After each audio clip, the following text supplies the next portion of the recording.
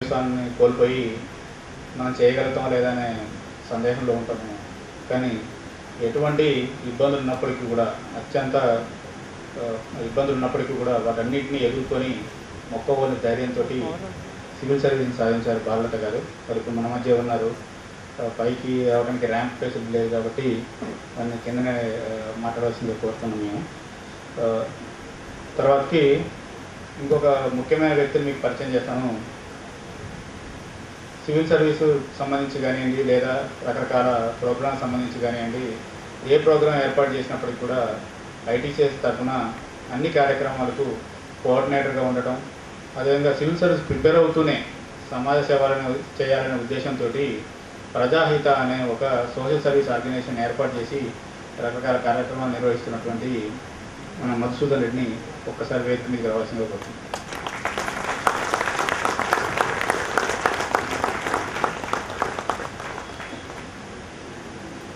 ఇప్పుడు K Shashanka, all India 16th rank మాట్లాడు.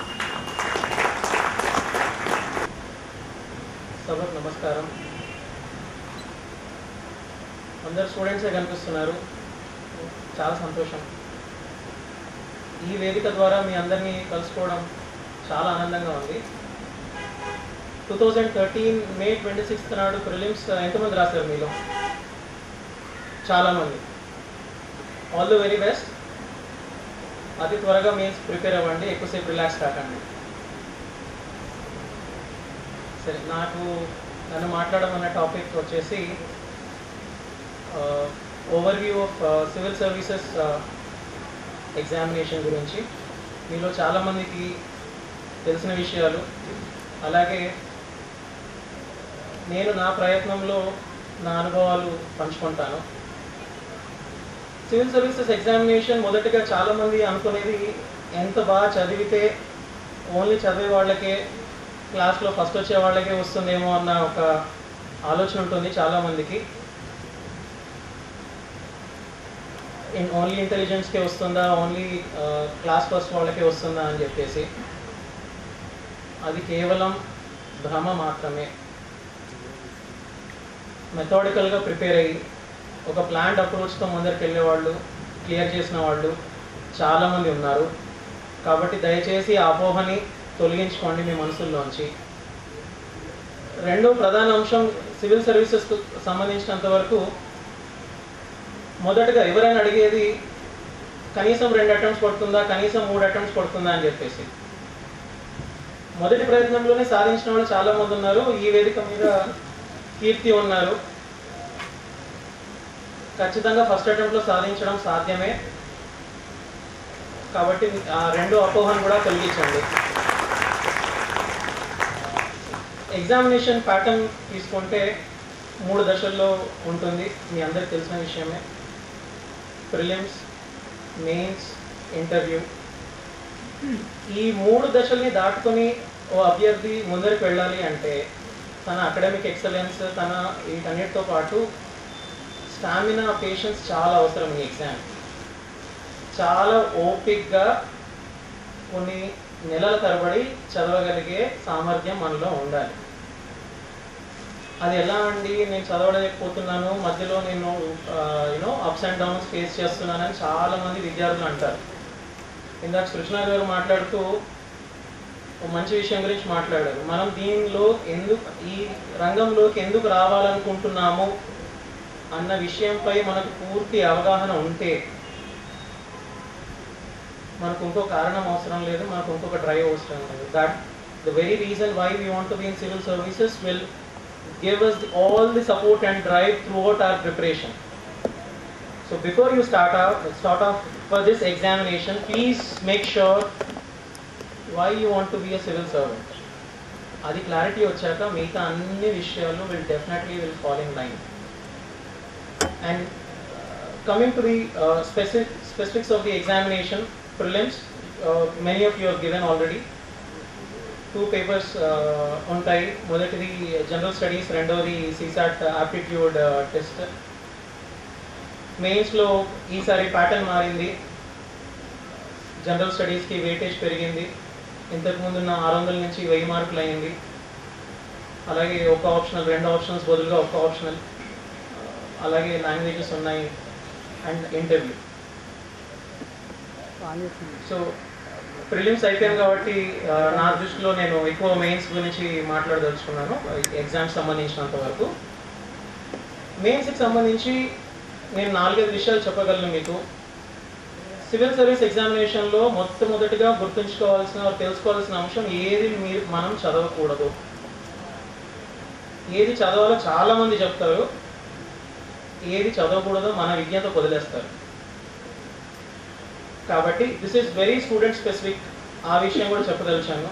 ఒకరు చదివారు కాబట్టి మనం అదే చదివితే వస్తుందేమో అన్న ఈ భ్రమలలో, ఈ రూమర్స్లో బిలీవ్ చేయకండి.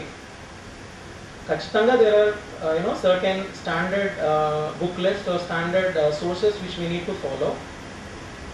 అది కాకుండా ఏది చదవకూడదో, ఏది ఎక్కడికి లిమిట్ చేసుకోవాలో మనకు ఖచ్చితంగా తెలిసి ఉండాలి. జనరల్ స్టడీస్ అన్నది మీ అందరికి తెలిసిన విషయం, మహాసముద్రం అది. అందులో కొట్టుకుపోయే అవకాశాలు ఎక్కువగా ఉంటాయి. కాబట్టి జాగ్రత్తగా ఈదండి, ఖచ్చితంగా ఒడ్డు చేరుకుంటారు అందరూ. నేను చెప్పదలసిన మెయిన్స్కి సంబంధించినంత వరకు general studies in specific, no way to limit your preparation or your sources. Point 1. Point 2, try to consolidate what you have read, what you have studied all along. 3, please try to revise, consolidate చేసుకున్న తర్వాత. 4, వీలైనంత వరకు examination ముందరే మీ సిలబస్ని complete చేసుకొని revise చేయడానికి ప్రయత్నించండి. అది రివైజ్ చేసి మాక్ టెస్ట్లు ఇవ్వడానికి ప్రయత్నించండి. అది చాలా అవసరం. Time management is a big thing. At least for me, it made lot of difference, compared to my first attempt. Second attempt lo నేను చేసిన మెరుగైన పని ఏంటి అంటే టైం మేనేజ్మెంట్.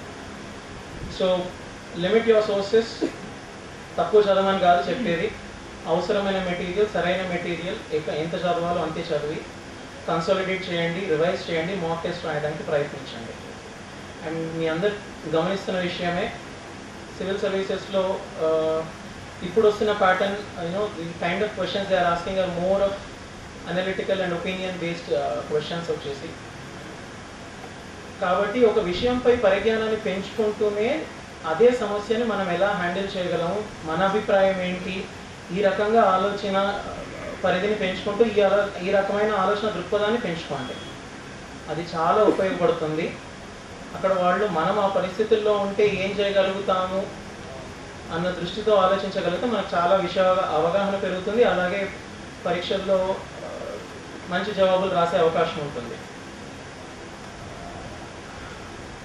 సో సిలబస్ మీకు తెలుసు, ప్రిపరేషన్ ఎలా చేయాలి, ఏం సోర్సెస్ ఉన్నాయి, ఎలా చదవాలి, కోచింగ్ సెంటర్స్ అన్నీ ఉన్నాయి. నేను చెప్పదలుచుకున్న చివరి విషయం ఏంటంటే, you require lot of mental stability. మన మెదడు చాలా భయంకరంగా పనిచేసే అవకాశాలు ఉంటాయి. కాబట్టి దాన్ని అదుపులో పెట్టుకొని జాగ్రత్తగా ఒక అదుపులో ఉంచుకోవడం చాలా మంచిది. So have a sustained consistent approach and I would suggest have a normal life, with spending quality time. 10 గంటలు చదివితే వస్తుందా, 12 గంటలు చదివితే వస్తుందా, 15 గంటలు చదివితే వస్తుందా అని చాలామంది అడుగుతుంటారు. బాటమ్ లైన్ ఇస్, మనం ఎంతసేపు కాన్సన్ట్రేషన్తో చదువుతున్నామో మనకి ఎంత విషయం అర్థమైంది అని. 15 గంటల పుస్తకం ముందు కూర్చున్నంత మాత్రాన ఏం జరగదు. కాబట్టి సివిల్ సర్వీసెస్ కావాల్సింది ఒక సస్టైన్డ్ అప్రోచ్, ఒక methodical approach. And syllabus vastness పెరిగింది కాబట్టి మీకు ఇంకెక్కువ ప్లాన్డ్గా రాయాల్సిన అవసరం ఉంటుంది. And moving on to the second topic, I was asked to talk about economy సంబంధించినంత వరకు ప్రిలిమ్స్, మెయిన్స్లో ఎలా రాయగలము, ఎలాంటి సోర్సెస్ ప్రిఫర్ చేయాలి అని చెప్పేసి నా మటుకు నేను వాడిన సోర్సెస్ చెప్పగలను మీకు. ఎకానమీకి సంబంధించినంత వరకు ప్రిలిమ్స్లో ఆర్ మెయిన్స్లో సపరేట్గా మనం విడగొట్టి ఏ కీలు కాకీలు చదవడం నాకు తెలిసి సాధ్యం కాదు. ప్రిలిమ్స్ సంబంధించినంత వరకు ఫండమెంటల్స్, కాన్సెప్చువల్ క్వశ్చన్స్ అడుగుతున్నారు. మెయిన్స్ ఫండమెంటల్స్ని కరెంట్ అఫైర్స్కి అప్లికేషన్ ఓరియంటెడ్ లింక్ చేసి అడుగుతున్నారు. కాబట్టి మీకు మొదట ఎవరైనా మొదలు పెట్టాల్సింది NCERT 11th and 12th economy పుస్తకాలే. మీకు ఇండియన్ ఎకనామిక్ డెవలప్మెంట్ గురించి ఉంది, తర్వాత అలాగే మైక్రో మ్యాక్రో టెక్స్ట్ బుక్స్ ఉన్నాయి. NCERT 11th and 12th first base material అదే. సెకండ్ వచ్చేసి మన దత్తా అండ్ సుందరం అయి ఉండొచ్చు, ఉమా కపిల్ అయి ఉండొచ్చు, మిశ్రా అండ్ పూరి అయి ఉండొచ్చు. Any one book economics economic development ఏదో 2-3 టాపిక్స్ పెరిగాయి, బడ్జెటింగ్ లేకపోతే ప్లాన్స్ 5-year ప్లాన్స్ ఏదో పెరిగిందని చెప్పేసి మీరు 2-3 పుస్తకాలు చదివి అనవసరంగా అయోమయ పరిస్థితుల్లో పడకండి. ఏదైనా ఒక పుస్తకం ఖచ్చితంగా సరిపోతుంది. ఎకనామిక్ సర్వే మిస్ కాకండి. 2012-13 economic survey. If you are unable to go through the entire material, I would suggest at least ensure you complete the introduction first chapter. Boxes చదవండి, అలాగే ప్రతి చాప్టర్ ఇంట్రొడక్షన్ కన్క్లూజన్ అనే చదవండి కనీసం. Moving on, planning commission documents చాలా ఉపయోగపడతాయి. 12th 5-year plan, if not the entire plan, at least the highlights or the executive summary will help you out a lot. అలాగే చివరిగా న్యూస్ పేపర్స్లో మాత్రం హిందూలో అయినా ఇంకేదైనా పత్రిక మీరు ఫాలో అవుతుంటే దాంట్లో బిజినెస్ పేపర్, అలాగే ఇంకొద్దిగా అభిరుచి ఉన్న వాళ్ళు ఖచ్చితంగా బిజినెస్ పేపర్స్లోనే ఎడిటోరియల్స్ వరకు మాత్రం ఖచ్చితంగా మీరు సమయం కేటాయిస్తే మనకు ఇప్పుడు కొత్తగా పెరిగిన ఎకానమీ సంబంధించినంత వరకు will have a better idea.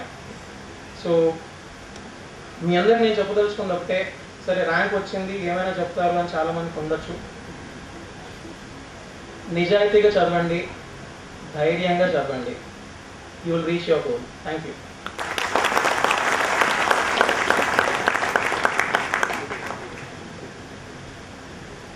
Thank you Shashankar. ముఖ్యంగా సాధారణంగా అందరికీ ఉండే సందేహాలు, మీతో కాదు మీకే కాదు ఇక్కడ పైన కూర్చున్న వాళ్ళకు కూడా ఒకప్పుడు ఉన్న సందేహాలు ఏంటంటే, ఫస్ట్ ర్యాంక్ వాళ్ళకే ఇది సాధ్యమవుతా, లేదా మెరిట్ స్టూడెంట్స్ వాళ్ళకే ఇది వీలవుతుందా, లేకపోతే అసలు ఏం చదవాలి ఏం చదవకూడదు, ఇటువంటి సందేహాలు అందరికీ వస్తాయి, ఇంక్లూడింగ్ నాకు కూడా. సివిల్ సర్వీస్ ప్రిపేర్ అవ్వదని చెప్పేసి హైదరాబాద్ వచ్చిన తర్వాత ఇక్కడున్న సిలబస్ తెలుగు మీడియంలో రాస్తున్నాను. నేను చిన్నప్పటి నుంచి తెలుగు మీడియం చదివాను. ఇక్కడున్న సిలబస్, ఇక్కడున్న కోచింగ్, తెలుగు మీడియంలో కోచింగ్ అవైలబిలిటీ లేకపోవడం, ఇవన్నీ చూసిన తర్వాత భయం వేసింది నాకు. భయం వేసి మళ్ళీ ఖమ్మం వెళ్ళిపోయాను. నేను ఇంటికి వెళ్ళిపోయి మా ఫాదర్కి చెప్పాను, అమ్మ చాలా చదవాలట, మొత్తం లైబ్రరీ అని చదవాలట, మనమేమో చిన్నప్పటి నుంచి మొత్తం కలిపి గట్టిగా 10 పుస్తకాలు చదవలేదు, ఈ లైబ్రరీ అంతా ఎక్కడ చదివింది, నా వల్ల కాదు ఇది. అప్పుడు మా ఫాదర్ వరంగల్ జిల్లా నుంచి ఆయన ప్రతాపరెడ్డి గారు అడిషనల్ డీసీపీకి రిటైర్ అయ్యారు. కష్టపడి చదివారు. అంటే ఆయన కూడా కానిస్టేబుల్గా జాయిన్ అయ్యి పోలీస్ డిపార్ట్మెంట్లో అడిషనల్ ఎస్పీ స్థాయిలో రిటైర్ అయ్యారు. రాష్ట్రపతి మెడల్ తీసుకున్నారు ఆయన. అదేవిధంగా సీఎం సర్వీస్ మెడల్ అవన్నీ తీసుకున్న బ్రావరీ మెడల్. ఆయన కష్టపడి వచ్చిన కానీ ఆయన ఒకటే మాట చెప్పిండు. ఆయన తెలంగాణ భాషలో నన్ను ఒక స్టోరీ చెప్తాను. మా చిన్నప్పుడు స్టోరీ చెప్తా ఉండేవాళ్ళు కష్టం గురించి మాట్లాడినప్పుడు. వరంగల్లో పాకాల చెరువు అని ఉంటుంది, ఎవరికైనా తెలిసి ఉంటుంది. పాకాల చెరువు అంటారు, వెరీ గుడ్, చాలామంది తెలుసు. ఆల్మోస్ట్ ఒక చిన్నపడి సముద్రంలా ఉంటుంది. అంటే ఒక ఎండు నుంచి చూస్తే అటుపక్క ఎండు సాధారణంగా కనపడదు, అది పెద్ద చెరువు, కాకతీయుల కాలం అది. సో ఆ చెరువు మీద కదా ఒక రైతు 2 దున్నపోతులు తీసుకొని పైకెక్కిందట. దున్నపోతులు ఆ చెరువు గట్టు మీకు ఎక్కగానే అటుపక్క చూస్తే మొత్తం పెద్ద సముద్రం లాంటి వాటరు, ఇటుపక్క చూస్తే కొన్ని వేల ఎకరాలు. వామ్మో వీడు మొత్తం మాతోటి దున్నించేటట్టున్నాను, అక్కడే గుండా చేసుకునేది. ఆయన అదే చెప్పాడు అన్నమాట, నాన్న నువ్వు ఏం చదువుతురా, మొత్తం లైబ్రరీ అంటే ఏం చదువుతూ వాళ్ళు ఏం చదవమంటే అది చదువుతావాలని. సో అట్లా ఏం చదవాలో ఏం చదవకూడదు తెలుసుకోవడం కూడా మనకి ఇంపార్టెంట్. అందుకని ఇక్కడికి వచ్చిన స్పీకర్స్ అందరూ కూడా మాట్లాడినప్పుడు మైగో సినిమా పోయినట్టు ప్రశాంతంగా వచ్చి కథ చూసిపోకుండా ఏం చేస్తామంటే ఒక నోట్బుక్ లాంటిది ఏదైనా తీసుకొని వర్షం పడ్డప్పుడు, ఇప్పుడు మా ఎండాకాలంలో కనుక వర్షం చినుకులు పడితే భూమి ఎట్లా పీల్చుకుంటుందో ఆ విధంగా ప్రతి ఐటమ్ కూడా మనం అబ్జర్వ్ చేసుకున్నామని ప్రయత్నం చేద్దాం. ఎందుకంటే అటుపక్క ఉన్న వాళ్ళకి ఇటుపక్క ఉన్న వాళ్ళకి కేవలం కొన్ని మార్కులే తేడా. ఉదాహరణకు మన ఇక్కడ కలెక్టర్గా ఉన్న సబ్ కలెక్టర్గా వాటర్ వినయ్ చంద్ గారు ఫస్ట్ అటెంప్ట్లో ఆయనకు వచ్చిన మార్కులకి ముందు అతనికేమో సేమ్ మార్క్స్, ఇద్దరికి సేమ్ మార్క్స్. ఆయన ముందు అతనికేమో సర్వీస్ వచ్చింది, ఆయన మాత్రం వెయిటింగ్ లిస్ట్లో ఉండిపోయింది. మళ్ళీ నెక్స్ట్ ఇయర్ అటెంప్ట్ చేసి మళ్ళీ ఐఏఎస్లోకి రావడం జరిగింది. ఒక్కటే మార్కు మీద, అంటే ఒక మార్కు ఒక అర మార్కు కూడా ఎంత తేడా చూపిస్తే చూద్దాం. కాబట్టి చిన్న అవకాశం కూడా మనం వదిలిపెట్టద్దు, అన్నింటిని ఉపయోగించుకుందాం. తర్వాతకి Meghanath Reddy R&R55 rank current affairs మీద అదేవిధంగా సక్సెస్ అండ్ ఫెయిల్యూర్స్ మీద మాట్లాడవలసిన కోరుతాను.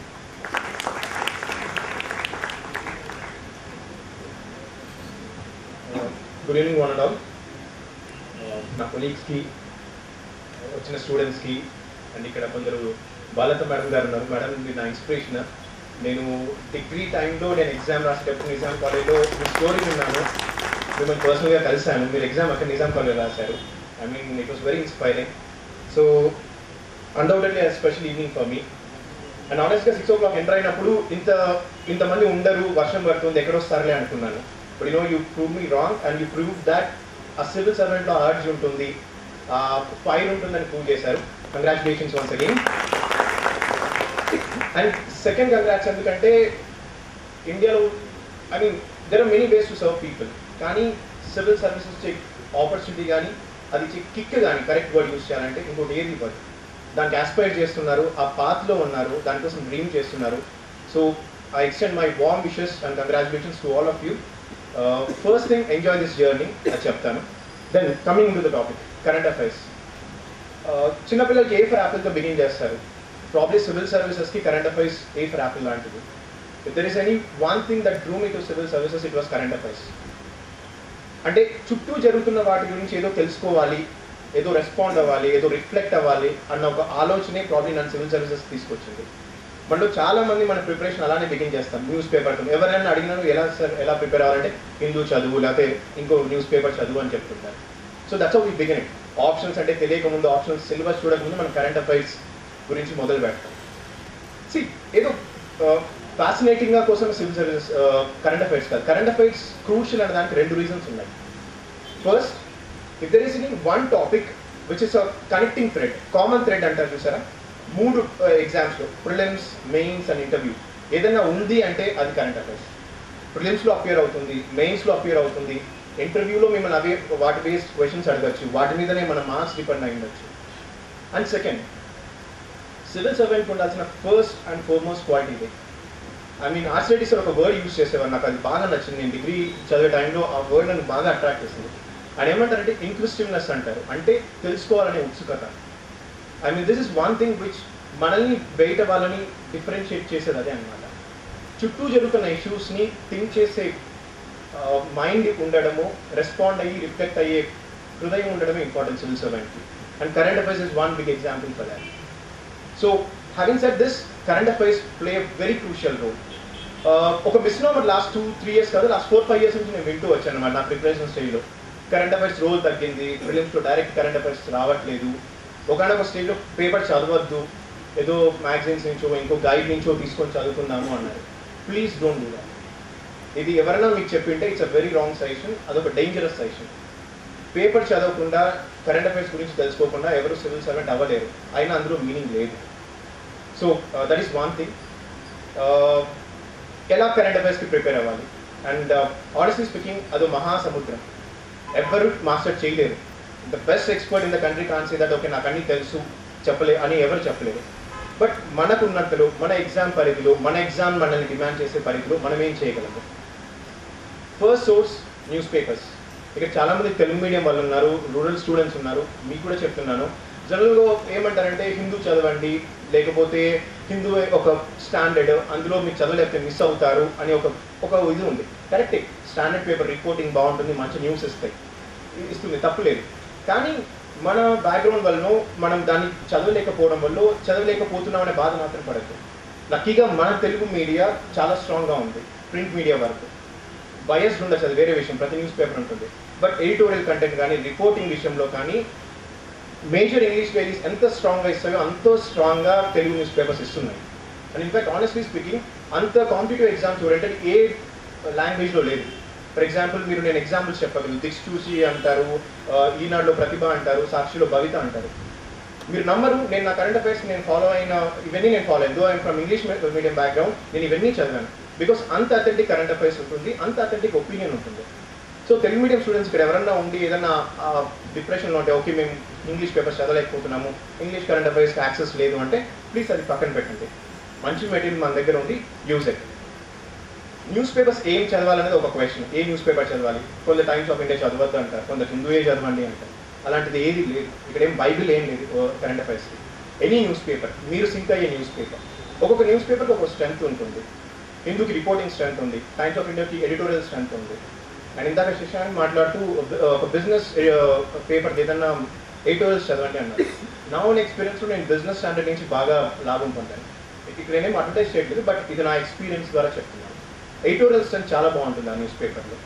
అలాగే so any 2 or 3 news paper, లేకపోతే 2 news papers, 1 regular news paper, 1 business news paper. ఇప్పుడు మెయిన్స్ ప్యాటర్న్ మారింది కాబట్టి, ఎకానమీకి ఇంపార్టెన్స్ పెరుగుతుంది కాబట్టి, సో 2 న్యూస్ పేపర్స్ చూడండి, చదవండి. Then second source, weekly magazines బాగా చదవండి. కొందరు చెప్తుంటారు ఇండియా టుడే కానీ, ద వీక్ కానీ, అవుట్లుక్ కానీ చదవద్దు అంటారు. బట్ వీలైతే అట్లీస్ట్ వన్ ఆఫ్ దెమ్, ఒకటో రెండో పిక్ చేసుకొని వీక్లీ ఒక గంట సేపు 2 గంటలు కూర్చుంటే సరదాగా తిప్పేయచ్చు. ఎక్స్పర్ట్ ఒపీనియన్ దొరుకుతుంది మీకు వీక్లీ మ్యాగజైన్స్. ఒక వైడ్ ఒపీనియన్ దొరుకుతుంది. డిఫరెంట్ పీపుల్ వస్తారు, డిఫరెంట్ టాపిక్స్ మీద రాస్తారు. కొన్ని చాలా జనరల్ టాపిక్స్ మీద రాస్తారు. మీకు ఇది ఎస్ఏ పాయింట్ ఆఫ్ వ్యూలో కూడా ఉపయోగపడుతుంది. కొన్నిసార్లు Shiva the God of new age మీద రాస్తారు టాపిక్. ప్రాబ్లీ అది దాని రిలేటెడ్ థింగ్ ఏదో ఎస్ఏలో రావచ్చు. సో వీక్లీ మ్యాగజైన్స్ కూడా చూడండి, because you might get information there also. And మీరు ఏదన్నా ఒక పర్టికులర్ మంత్లీ మ్యాగజైన్ చదువుతూ ఉంటే గో ఫర్ ఇట్. ఏదన్నా ఒకటి చాలు, 2-3 చదవద్దు. నేను క్రానికల్ చదువుతాను, నా పక్కన ఇంకోటి చదువుతున్నాడని వాడు చదవకండి. ఏదో ఒకటి స్టాండర్డ్గా తీసుకొని చదవండి. దెన్ ఇంటర్నెట్ బాగా యూజ్ చేసుకోండి కరెంట్ అఫైర్స్.